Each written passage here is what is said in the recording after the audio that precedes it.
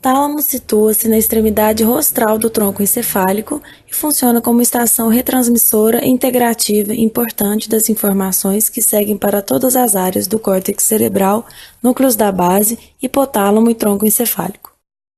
O tálamo é uma massa de substância cinzenta grande e em formato de ovo que constitui a maior parte do diencéfalo. Existem 2 tálamos, um de cada lado do terceiro ventrículo. A extremidade anterior do tálamo é estreita e redonda e forma o limite posterior do forame interventricular. A extremidade posterior é expandida para formar o pulvinar, que se projeta sobre o colículo superior. A face inferior é contínua com o tegmento do mesencéfalo. A face medial do tálamo forma parte da parede lateral do terceiro ventrículo e geralmente é conectada ao tálamo oposto por uma faixa de substância cinzenta, a aderência intertalâmica. O tálamo é coberto na sua face superior por uma camada fina de substância branca, denominada estrato zonal, e na sua face lateral por outra camada, a lâmina medular lateral. A substância cinzenta do tálamo é dividida por uma lâmina vertical de substância branca, a lâmina medular medial, em metades medial e lateral. A lâmina medular medial consiste em fibras nervosas que seguem de um núcleo talâmico para outro. Anterosuperiormente, a lâmina medular medial se bifurca, assemelhando-se a um formato em Y. Assim, o tálamo é subdividido em 3 partes principais. A parte anterior situa-se entre os braços do Y, e as partes medial e lateral estão nos lados do tronco do Y. Cada uma das 3 partes do tálamo contém um grupo de núcleos talâmicos. Além disso, grupos nucleares menores estão localizados dentro da lâmina medular medial, e alguns residem nas faces medial e lateral do tálamo. A parte anterior do tálamo contém os núcleos anteriores do tálamo. Eles recebem o trato mamilotalâmico oriundo dos corpos mamilares. Os núcleos anteriores do tálamo também recebem conexões do giro do cíngulo e hipotálamo. A função dos núcleos anteriores do tálamo está intimamente associada do sistema límbico e está implicada no tom emocional e nos mecanismos da memória recente. A parte medial do tálamo contém o grande núcleo medial dorsal e vários núcleos menores. O núcleo medial dorsal possui conexões bidirecionais com todo o córtex pré-frontal do lobo frontal do hemisfério cerebral. Também tem conexões similares com os núcleos hipotalâmicos. Está interconectado com todos os outros grupos de núcleos talâmicos. A parte medial do tálamo é responsável pela integração de uma grande variedade de informações sensitivas, incluindo informações somáticas, viscerais e olfatórias, e a relação dessas informações com as sensações emocionais e estados subjetivos do indivíduo. Na parte lateral, os núcleos se dividem em uma fileira dorsal e uma fileira ventral. A fileira dorsal inclui o núcleo dorsolateral, o núcleo lateroposterior e o pulvinar. Os detalhes das conexões desses núcleos não são claros. Contudo, sabe-se que eles se conectam com outros núcleos talâmicos e com o lobo parietal, o giro do cíngulo e os lobos occipital e temporal. A fileira ventral consiste nos seguintes núcleos em sequência crânio-caudal. Núcleo ventral anterior. Esse núcleo é conectado à formação reticular, substância negra, corpo estriado e córtex pré-motor, bem como a muitos outros núcleos talâmicos.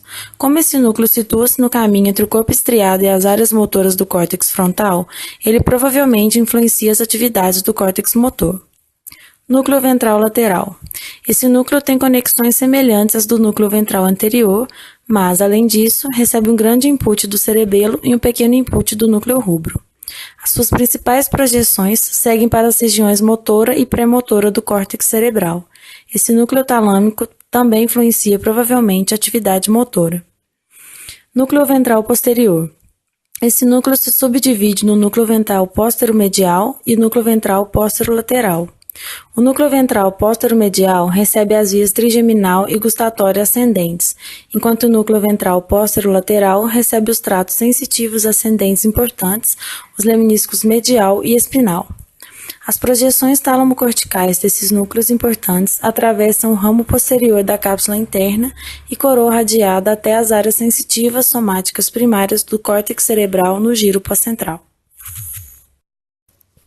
Os núcleos intralaminares são pequenas coleções de células nervosas na lâmina medular medial. Eles recebem fibras aferentes da formação reticular, bem como fibras dos tratos espinho talâmico e trigêmeo talâmico. Enviam fibras eferentes para outros núcleos talâmicos, que por sua vez se projetam ao córtex cerebral, e fibras para o corpo estriado. Acredita-se que esses núcleos influenciam os níveis de consciência e vigília do indivíduo. Os núcleos mediano englobam grupos de células nervosas adjacentes ao terceiro ventrículo e na conexão intertalâmica. Eles recebem fibras aferentes da formação reticular e suas funções precisas são desconhecidas. O núcleo reticular é uma camada fina de células nervosas espremidas entre a lâmina medular lateral e o ramo posterior da cápsula interna. Fibras aferentes convergem para esse núcleo a partir do córtex cerebral e da formação reticular, e seu output destina-se principalmente para outros núcleos talâmicos.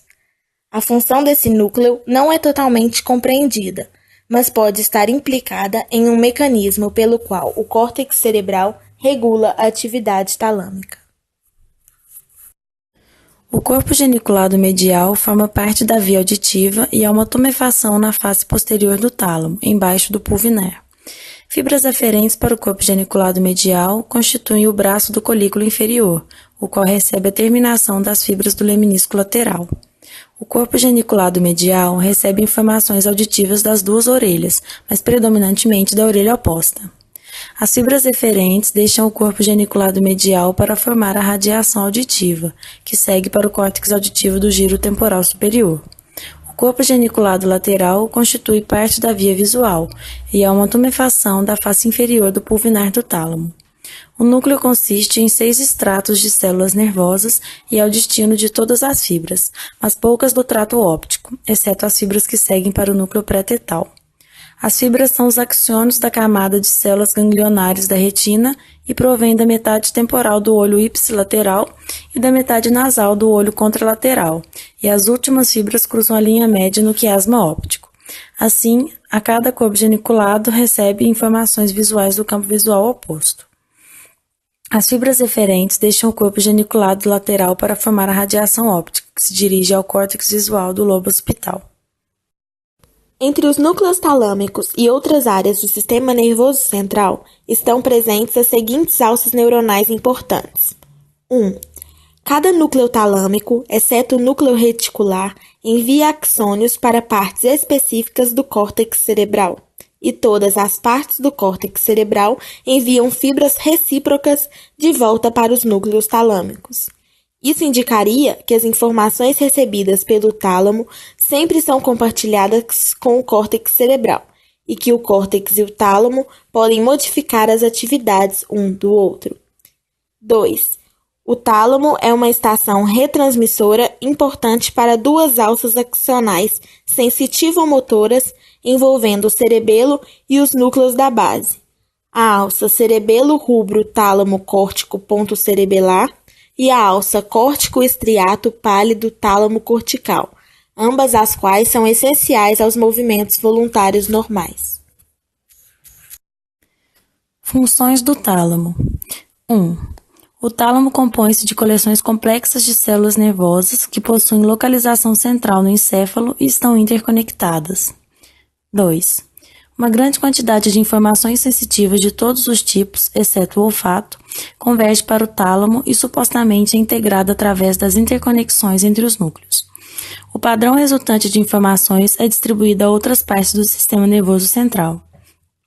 É provável que as informações olfatórias sejam integradas primeiro em um nível inferior com a gustação e outras sensações, e retransmitidas para o tálamo a partir do complexo amidaloide e hipocampo através do trato mamilo-talâmico. 3. Anatômica e funcionalmente, o tálamo e o córtex cerebral estão estreitamente ligados. As fibras de conexão foram identificadas e sabe-se que após a remoção do córtex, o tálamo é capaz de reconhecer sensações grosseiras. Contudo, o córtex cerebral é essencial à interpretação das sensações com base nas experiências prévias. Por exemplo, Se o córtex sensitivo for destruído, ainda é possível reconhecer a presença de um objeto quente na mão. Porém, o reconhecimento do formato, peso e temperatura exata do objeto será comprometido. 4. O tálamo possui determinados núcleos muito importantes, cujas conexões estão claramente estabelecidas. Incluem o núcleo ventral póstero-medial, o núcleo ventral póstero-lateral, o corpo geniculado medial e o corpo geniculado lateral. Suas posições e conexões devem ser aprendidas. 5. Os núcleos ventral anterior e ventral lateral do tálamo formam parte do circuito de núcleos da base e, por conseguinte, estão implicados na execução de movimentos voluntários. Recebem input do globo pálido e enviam fibras para as áreas pré-frontal, suplementar e pré-motora do córtex cerebral. 6. O grande núcleo medial dorsal possui conexões extensas com o córtex do lobo frontal e o hipotálamo. Há evidências consideráveis de que esse núcleo situa-se na via que está implicada nos estados emocionais subjetivos e na personalidade do indivíduo. 7. Os núcleos intralaminares estão estreitamente conectados com as atividades da formação reticular e recebem grande parte de suas informações dessa fonte.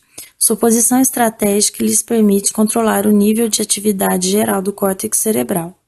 Assim, os núcleos intralaminares são capazes de influenciar os níveis de consciência e vigília do indivíduo.